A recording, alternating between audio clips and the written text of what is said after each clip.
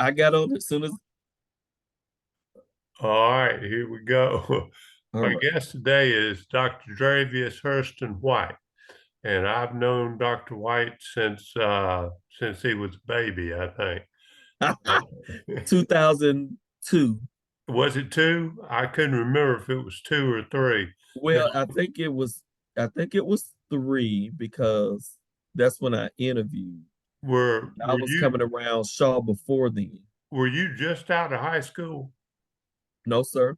How I old were was, you? ooh, let's see, I graduated 2020. I think I was 20. Goodness. What instrument did you play in LaGrange? I was trombone. Trombone, really? I Oh, wasn't aware of yes. that. I don't know why I didn't know that. Oh, yes, trombone. Section leader, my junior, senior year. Of course, we had to fight for our chair. We had to do impromptu sight readings and chromatic scales and Yes, sir. just to keep our seat. Who was your band director? The Honorable Vincent K. Rossi. Oh, okay. I should have known that. Yeah, well, I don't know about the honorable part, but Well, it was funny because Lynn Ferris uh, is a well-known band director. Lynn Ferris at the time had just started getting into teaching. I don't know if she was student teaching or if she was teaching, but she was my one of my sectionalists, and then later on judged me for drum major when I tried out for drum major at LaGrange High. that's great. Now, Dr. White, what's your current position and how long have you served in that position? Well, currently I am the assistant principal at Martin Luther King Junior Elementary School, and this is my first year. It's my How first many year. how many students? 490. That's a lot. That's a whole lot. And how many Yes. teachers? We have, let's see, 29. Okay, that's the 29. Then we have the specials, and then we have I'll say about 38, right at Good 40. number two. Now listen, be honest with me here. Who takes up more of your time? Students, teachers, or parents?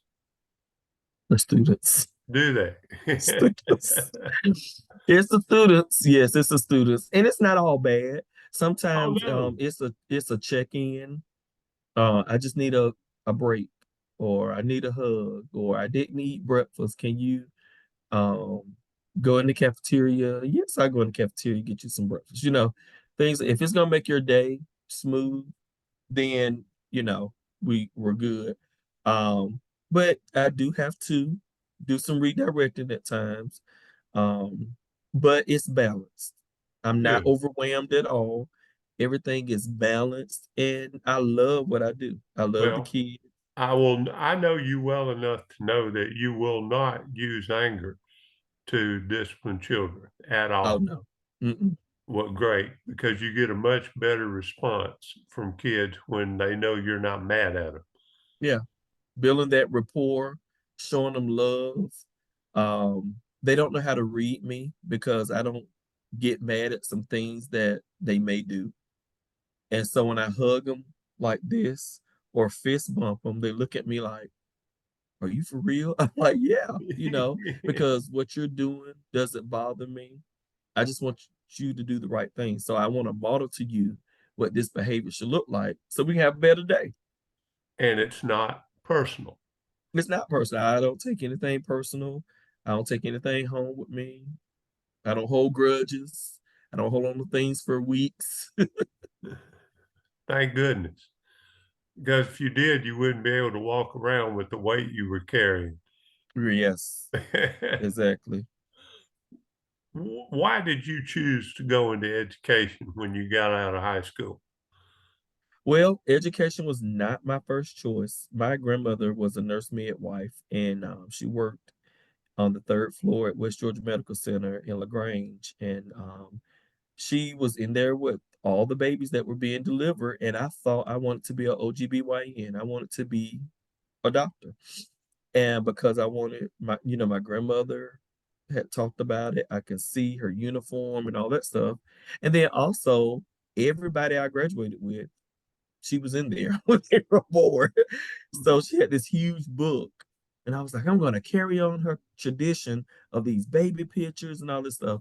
Then I realized in the seventh grade that you have to go to school all these years, and then you have to do a residency. And then the thing that got me is the malpractice insurance that you have to have regardless if you use it or not. And that was a lot of money. Oh, yeah. So I said, oh no, I'm going to be a, I said, what else can I do? And so working with kids was something that I've always done, even in as a child or older child in Sunday school, I was a leader. Growing up, I would, teach the little kids Sunday school. I would always have the kids at church when we eat after church or at the house. So it was natural for me. It wasn't a struggle. And so when I went off to school, originally I was early childhood education major, but then I just couldn't get the math. Yeah. So I moved to middle grades. That's where I got stuck, middle grades. Well, being drum major probably contributed to a lot of that too, because that's what drum majors do is teach. Yes, yes. And you're right, because I had to during band camp, I had to do sectionals. I had to teach music. I had to stand on the podium. Okay, let's go. Let's start from nine. One, two, ready. And I had to teach. And then not only that, you had differentiated instruction as a drum major because you had the beginners that you had to slow it down, Tennessee one and two, and then you had the advance, you had the one, two, ready, and they just played it. So you had to be patient with the variety that you had in band. So it was easy for me to do that in the classroom.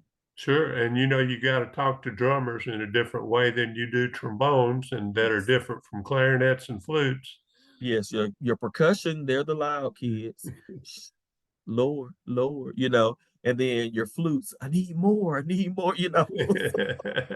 So you have to, yeah, you're right. It's just like a classroom. Now, when I first met you, you were a parapro, I was a a special paraprofessional. ed parapro. That's correct. I And and then you did what? Well, when I came to Columbus, I taught pre-K because I had an associate's degree in early childhood education. I went to Morris Brown College at first. They started losing their accreditation, so I had to think real fast. So I went and got my associates, and then from my associates, I transferred to CSU to finish. So when I came to Columbus, I taught pre-K. Well, it wasn't my niche. And so Dr. Gary Shute was at Blackman Road, Yep. and he called me on June 16th. I never forget it. He was like, hey, I see your name. Would you like to be a sped para? And I was like, yes. And so I did that for a year. And then I started going to Shaw. My older cousin was working with the Shaw band. And so I was like, hey, this is a way for me to get back into band and something that I love and doing. And so I started just volunteering.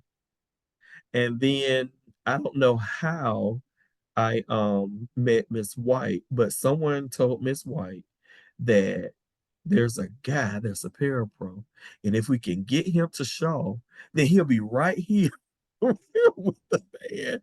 So I signed the transfer list, and then next thing I know, I get a call to come interview. And so I interviewed as a para. I started as a para while I was working on my degree. And so I was a paraprofessional going to school at night. I would work during the day, and all my classes would be from 4 to like 9.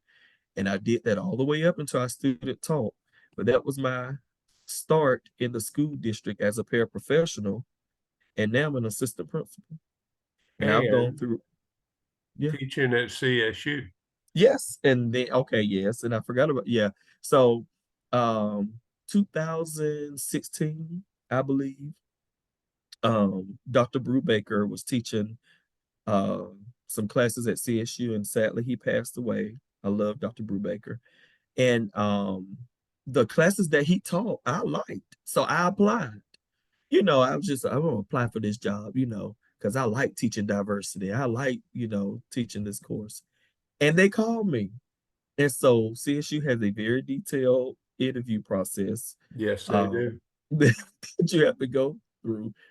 And I went through every one of them and I got the position and I'm there now. And it amazes me how I just go for things and just facilitate and execute the things that I do. And, you know, not saying not trying to say that I'm a perfectionist, but if I have my mind to it, I want it, I already see it done.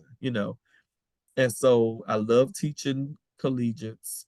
I teach freshman, sophomore courses. I started off with one master's course they gave me. They were like, oh, you'll be good at this. And I taught the American Experience master's course for MAT and MED students. And then I had a talk with the dean, and I said, you know what? My heart is in undergrad. I want to get them at the beginning so that I can show them the true road to education. And that's where I've been ever since then. And I teach it one course in Belize with Dr. Aaron Bentley. We go to Belize, we take our diversity students and they do their practicum in schools in Belize. And that's the CSU study abroad. So I love every bit of everything that I do with the school district, public school system, and at CSU. Well, that just means that you're one of the few people that have discovered their purpose in life. I And, agree. there are so many people that get a job, one job or another job and find out that they really don't like it very much. They do it because they have to. And to find something that you really love and are good at the same time, that's Yes. pretty special. Well, I love it. Now, what are you going to be doing 5 years from now? Well, I have two goals 5 years from now, maybe three. Um, I'm currently working on my tier two in leadership.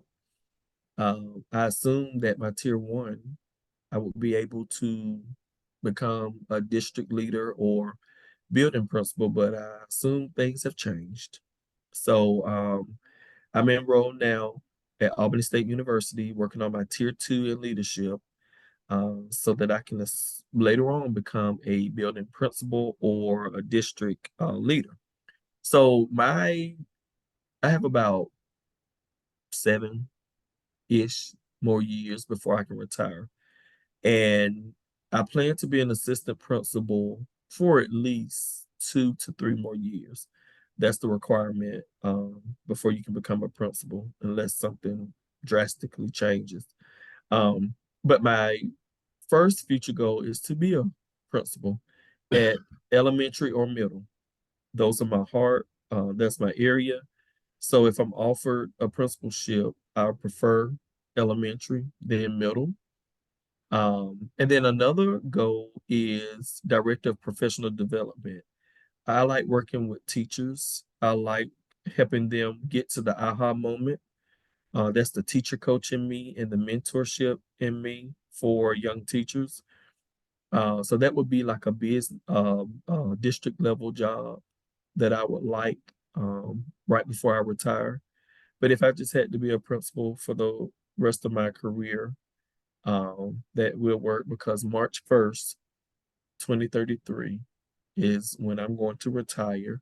And I may have a lot of sick leave built up, you know, to help me with that. So that's the Wait, now goal. what was that year again?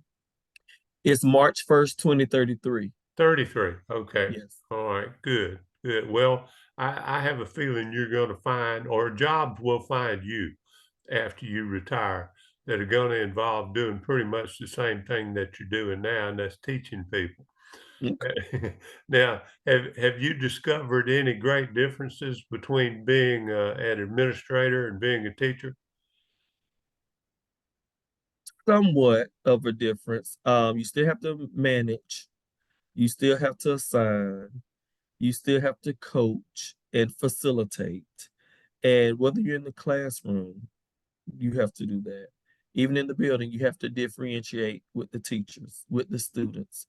Um, you have to build rapport, relationships with teachers and the students.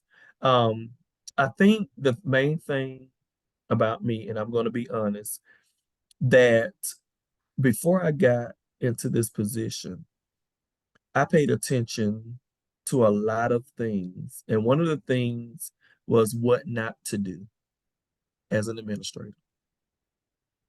I made a promise to myself that the few things that I've witnessed that I did not agree with, I made a promise that as an administrator, I'm not going to do that. And then I'm also going to be a listening ear and be slow to speak and listen more. Um, and also know that we're all human, um, and that we all have a purpose. Some of us may not get it right then. Some of us need a little bit more help than others. But keep pushing, keep encouraging, and have a conversation more so than talking at someone. So those are some of the things that as a leader, I just want to treat people right, be good to people, and listen to people. But also, on the other hand, let them know that we do have policies and rules and procedures that we must follow. But it's the way you say it, and it's the way you handle things. So Well, that's me. I think I told you the story once about Charles Flowers told me that the difference in teaching and coaching was one of location more than how it was done. That coaching was on a field somewhere, but teaching was in a classroom. But if you're not teaching as a coach, you're not going to be very good at what you do. I've Mm-mm. always thought the same thing about administrators, that it's simply teaching, but your audience changes. You go from teaching simply students to teaching parents and students and teachers. Yeah. And sometimes there's not a lot of difference in the way you have to deal with students and the way you have to deal with adults. Yeah, do you know the difference in a high school senior and a first year college student? Say that again. A high A school different, senior and a first year college student. just a different location, same They, age. there's about 2.5 months difference. That's the only Yes. thing. Hmm. And some of the actions, you might take a kid out of the school, but you won't take the school out of the kid. Correct. Yeah. So, what do you see as your strengths as a teacher, other than the ones that you just mentioned a minute ago about listening and observing? As a teacher or as an administrator, my That's the strength. same thing. Um, I think my strength is building a rapport with everyone, with the teachers, the students, the parents, my coworkers, my other admin team. I don't um, take everything personal. If I'm not included, I don't take it personal. If I'm overlooked or missed, I don't take it personal. If someone doesn't agree with one of the collaborative decisions that I've made or I suggested, I don't take it personal, um, because you can't. You know, I'm a team player. If you say it needs to go this way and we should do it, I'm doing it. Just tell me what to do and I'm gonna do it. My principal will tell you I'm a doer. Most sometimes I'll walk up to her and I will say, "What would you like for me to do?" And she would say, "I'm glad you asked," you know. And so I'm never in my office. Good. I'm visible around the school. I'm in the halls, I'm in the classroom, I'm in the cafeteria, I'm in the office, I'm in the parking lot, I'm on the bus, you know. So those are some of my strengths. It's just being a team player, being visible in the school, and just you know building those layers that I need because when I need to have a difficult conversation, they see all the love and the care on top of it. So if I have to make a tough decision, they understand where it's coming from because I've built that foundation. Excellent. You know, I've noticed over the years that there are basically two kinds of teachers. There's the teacher that has 1 year's experience. No, I'm sorry, 15 years experience. And then there's a teacher that has 1 year's experience 15 times. And how do you deal with a teacher in a with a mindset like that? They want to pull out the same study guides, the same worksheets and everything else from year to year. Well, you have to show the teacher that trends in education are changing, standards are changing, the curriculum is changing. And so, one experience that I've had dealing with a teacher that is doing the same thing over and over for 15 plus years, modeling is the key. Pulling them out of their classroom, putting them into a classroom that is doing the same exact thing, but the new way, giving them the resources and the strategies to be successful. I'm all about giving them everything they need so they won't have to dig for it. You know, there are lesson plans already made, there are Canvas courses already made. It's just we have to look at the children and put the child first. I didn't like teaching economics. I hated when we got to supply and demand and all that good stuff. It wasn't my forte or my favorite thing to teach. But at that moment, I had to put Dre to the side because economics was about 14 to 15% of the GMAS. So I had to think just because I don't like it, I don't want my kids not to like it and not to get those that 15% on the GMAS.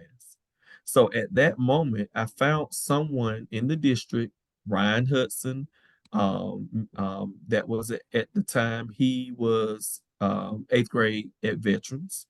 Um, and then I reached out to him and we started doing some co-teaching. He was in his classroom. I was in my classroom at Fort, and we figured out how to do this online with headphones. I can't even remember, but we were teach at the same time. And all our kids were doing it at the same time. And I made sure it was an economics lesson so that I can see that he can model to me what I needed to do for my kids to be successful. So you have to show them what the new way is and then the buy-in, get them to look at it and buy into it. And so that's one way I help change. And then if that doesn't work, we have to have a seat. We have to go to the office. We have to talk about you can't do it your way. You got to Yeah. do it the district way. And so there's some other things that come with that. And we have to put it in writing and we have to get a signature. And you know where I'm going. So Absolutely. Yeah. And then it becomes a little more important to them that they yes, change. once we get that signature and dates, it becomes, oh, okay. So and you don't want to go that route. You want to give the teacher flexibility and finding their way. But the curriculum is changing. Everything just like leadership. I got a little upset because I had to go back to school. I thought I was done with school, got my loans canceled and everything. And then they said, you got to get your tier two. And I was like, oh my God, you know, I was trying to get all my debt canceled so that when my twins go to college and they need co-signers for student loans, And they I'm will. all, I was gonna help them out. And now I got to go back to school. But things are changing. And so I have to adapt with the new change. And so that's just something that I have to do. Of course, you know, what I've seen of your twins, chances are they're gonna get a lot more scholarship money than you and I did. Probably, I pray so. Abby wants to be a fraternity lawyer. She wants to advocate for dads in paternity court. That's what she wants to do. Ace is stuck between a history teacher, a pastor, and maybe the Air Force or the Navy. So we're gonna have to narrow that down. Well, there's some similarities in all of those Mhm. because teachers and being a pastor both have to be pretty adamant about their belief system and how they present it to people. Mhm. Now, Yep. what differences do you see in parents and students from when you first started teaching and now? One of the differences that I noticed, back when I was in school, um, it was easy for the parents to be involved. They were there at everything, and then I went to neighborhood schools too. So, um, I'm the thing I'm trying to do now, and that we've been working on, is to have family tied to education events at the school so that the parents will come. So we get them in and we get them to doing, speaking of Ace, here's Ace. Y'all hear the music? He comes down the hall with the music loud. Doesn't even know dad is on a Zoom. Just it's a boy for you. That I understand. Uh, so I'm sorry, but just getting those things done in the school. So let's just say if we have a report card pickup, we do a game night, and you come in and you play games, and we have some incentives for the parents to come, and then on your way out, pick up your report card. The teachers are there. You get to see your teachers' faces. Then we have a little corner. If you would like a conference with your parent or your teachers, sign this list. We're not going to do it now, you know, just in case. One night we had this Hispanic night, and we had a Mexican restaurant to cater, and they fed every person in that building. We had so much food that we were offering to go plates, and it was we sat and the teachers sat and we ate together and we had a conversation. The teachers got to learn the background of their students and to know the why if something was going on over dinner, you know. But I think we have to do more things that attract the parents instead of just calling them to say, well, your child has to go home. Well, we don't want that to be the only call. We want them to come on campus and not tiptoe. Oh my God, he's calling. Sometimes I just call and say, he helped me today. I tripped coming into the school and dropped my book bag, and he picked up my book bag and helped me. I didn't fall, but he helped me. Just thank you. Thank you for teaching him how to assist people of my age. you know? And so just a good call. Or, hey, do you mind if I buy your child an ice cream today? I noticed that she read all her sight words today, and she's done with her week's work. Can I just buy her ice cream today? Things like that. So parent participation is a struggle everywhere, but I think it's up to us to be innovative as to how we can pull the parents in and get them in and attach them to the educational process so that they can be aware of what the trends and the new issues are going on in school and the new standards. Like the standards are changing. You know, that can be a conversation that we have. The next one we have is what to do before the GMAS. So we're gonna do like donuts with dads, and we're gonna sit down with the dads, and we're gonna have a quick, hey, they need to go to bed at this time. They don't need to eat sweets that week. They need to be able to stay focused. No junk food, no late night TV. Here's some study materials you can be doing at home. And Put then we're that gonna turn Game around. Boy up. Yeah. And then we're gonna turn around and do tea cakes with moms or cupcakes with moms or something with moms, and we're gonna do it with the moms next. So that they would know that April is lockdown. We need 100% participation. We need you at school 7:30. We need you to eat a good breakfast. just so that we could be successful as a whole.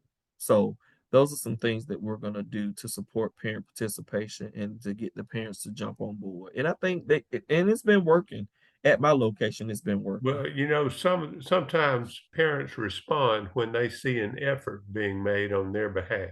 Now, they Yes. may not be able to come to everything, but when they see an effort, then they're willing sometimes to put forth a little more effort too. And I appreciate you not saying anything a few minutes ago when I gave away my age by saying Game Boy. Oh yeah. That's Yeah. Um, what do you think educators can do to improve educational outcomes for students? Just as a general rule. I just think that they should be in the know of the changes.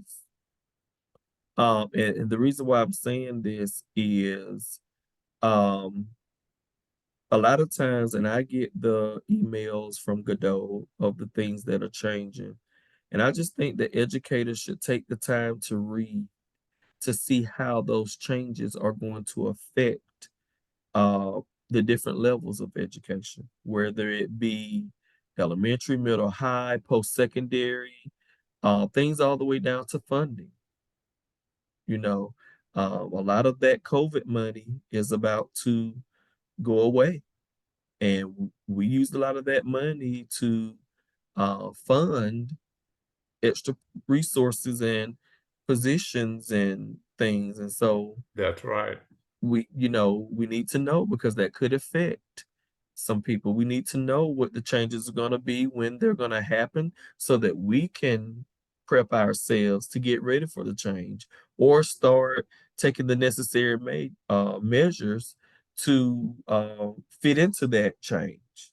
You know, I just think that we should always know what's going on from the federal, state, and local. Be active. Go to school board meetings when you can. I would like to go to all of them, but of course, I teach on Monday nights.